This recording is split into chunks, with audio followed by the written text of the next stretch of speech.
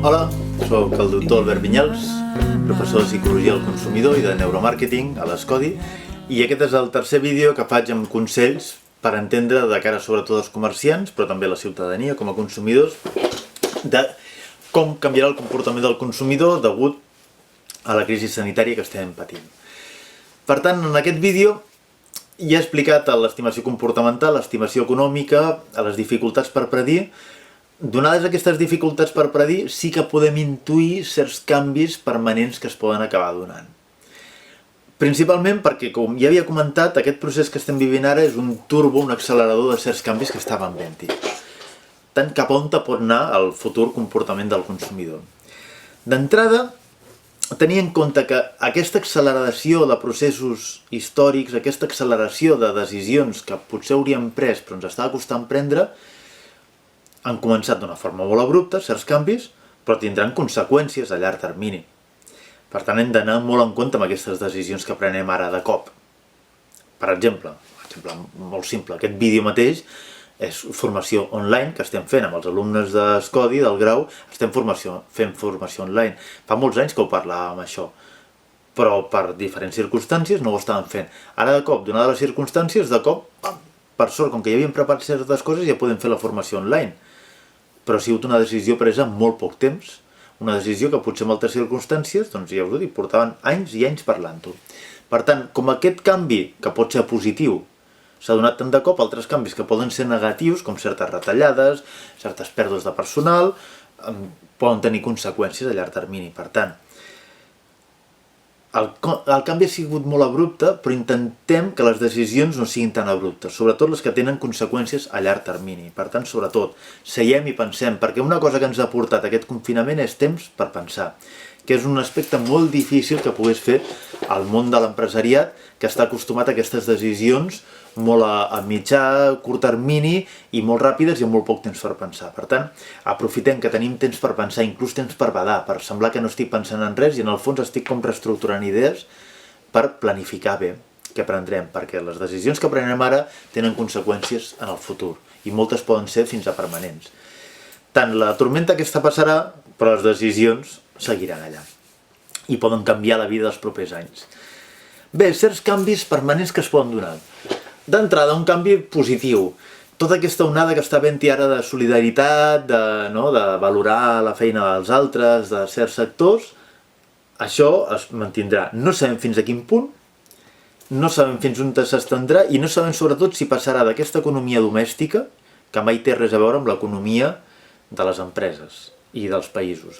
Què significa això? Economia domèstica què és? Les decisions econòmiques que solen prendre a casa són molt diferents de l'economia competitiva de les empreses, per exemple. Un familiar, quan vas a menjar a casa seva, mai et cobra per aquest menjar. No vaig jo a casa de la meva àvia a menjar i després em passa la factura. Més les hores que he estat a casa, és una economia basada en l'altruisme, en la confiança en l'altre. En canvi, el món de les empreses es basa en una competitivitat, generalment. Per tant, què vol dir? Que aquests valors de solidaritat, ara en parlen les empreses, però no vol dir que l'hagin d'acabar aplicant. Però sí que han de tenir en compte que la gent té molt presents qui està sent més solidari ara, qui està ajudant més, qui està, doncs mira, en vez d'aturar la plantilla, fabricant mascaretes, per exemple, no? Tant això ho tindrà en compte el ciutadà. Tant es valorarà aquestes empreses més prosocials, més humanes, més que pensen en el bé comú. Com ja s'estaven valorant, però cada cop ho farà més ciutadania. En relació a aquests valors, també el valor de la proximitat, de la solidaritat i de la sostenibilitat també anirà creixent, i això ja ho havia comentat. Tenim una por ara a la globalització, veient que certs aspectes de la globalització ens han anat molt malament, no sigui només per propagar malalties, sinó a vegades per confiar en altres països, hi ha hagut poques ajudes entre certs països, per tant el consumidor valorarà més el local. També perquè certs productes ara s'han de fabricar a nivell local, per tant, creixerà el valor de la sostenibilitat sobretot basat en el quilòmetre zero, amb la proximitat. També dins del món de la sostenibilitat pot créixer tot el món de l'slow movement. Què era el món de l'slow movement? La tendència, per exemple, a moltes persones a cuinar més relaxadament, a fer certs actes més relaxats. I a l'slow movement, per exemple, grans empreses com Camper, com les marques de sabates, molts de cop jugaven amb el món de l'slow movement, amb les seves campanyes, no? Una marca que no et fa 300.000 models de productes cada any, sinó que te'n fa 3 o 4. Doncs això es valorarà més per part de la ciutadania. Tot i que aquests canvis més basats en els valors poden anar creixent a llarg termini, però estem parlant d'un percentatge petit de consumidors. Per exemple, quan es parla del consum del consumidor totalment responsable i conscient, estem parlant al voltant del 3% de la ciutadania. Però això segur que creixerà. Altres canvis amb més percentatge de població. Per exemple, el tema de viatjar menys. Serà molt difícil que es viatgi tant com s'estava viatjant fins ara. Per tant, un sector com el turisme, a curt termini, això ho patirà molt. Els viatges creixeran els preus, certes companyies potser ni ho podran aguantar, per tant, serà més car viatjar, possiblement.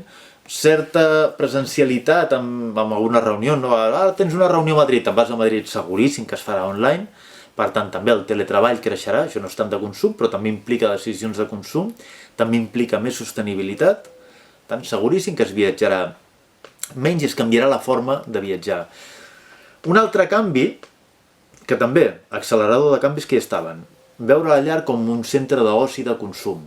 No? Les llars cada cop més ben decorades, més ben hiperequipades, passàvem més temps a la llar, consumíem cine a la llar, tothom s'estava convertint com en dissenyadors de llars en potència, quan els temes de decoració, per tant això creixerà, cuines més equipades, etc.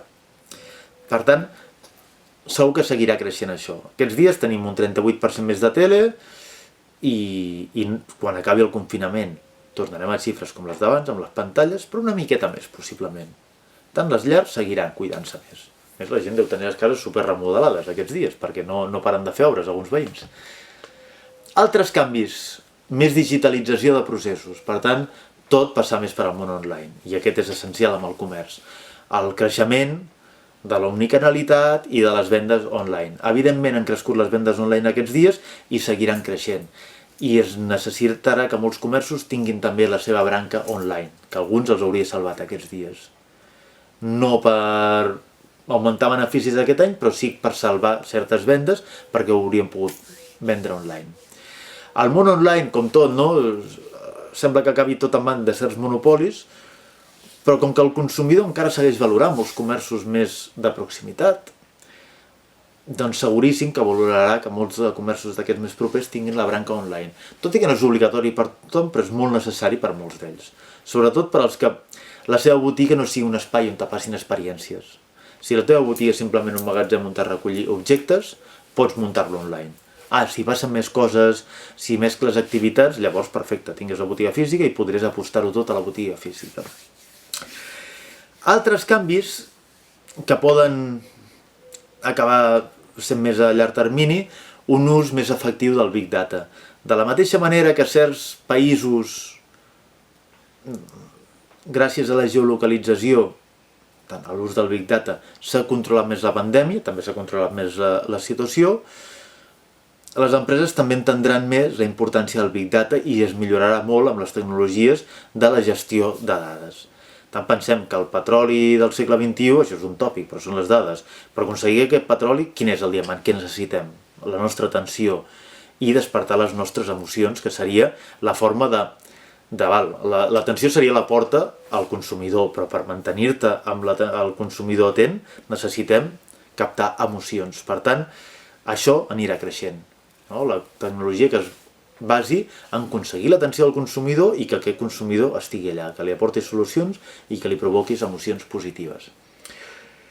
I altres canvis, i aquest ja seria més global, seria aquesta polarització que es pot acabar donant. Què ens trobarem amb aquesta nova balança del consum?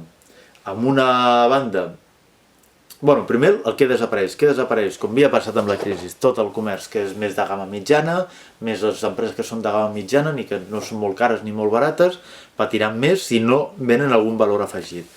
Per tant, hi haurà una polarització basada en tot el creixement dels productes de preu més baix, low cost, outlets, bla bla bla bla bla, que això ja estava passant amb la crisi, per tant seguiran creixent.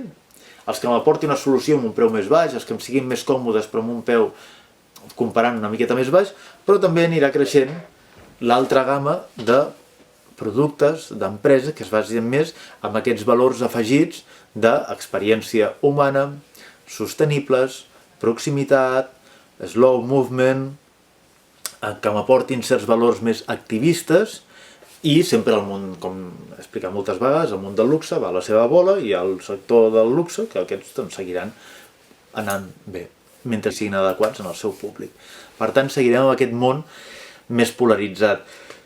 Això de cara al retail es poden aplicar tots aquests principis tenint en compte que tindrem uns 2 propers anys seguríssims molt durs, no seran durs, però que hem d'aprofitar tot aquest temps per formar-nos, per estar, per pensar molt, per fer estratègia, per mirar tesoreria, per renegociar lloguers, qui hagi de renegociar lloguers, és una bona època per renegociar lloguers, i pensant que tota una part del sector, per desgràcia, seguirà caient i desapareixent, però qui es mantingui a vegades tindrà menys competència. Per tant, també pot ser una oportunitat de reinventar-te, de créixer i de tirar endavant.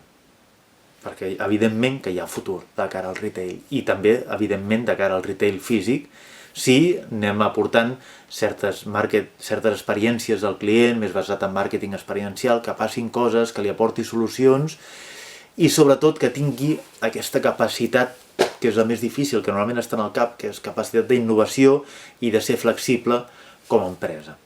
Per tant, a partir d'aquí puc acabar creixent i creixent molt. Doncs bé, fins aquí aquest tercer vídeo. Moltes gràcies per la vostra atenció.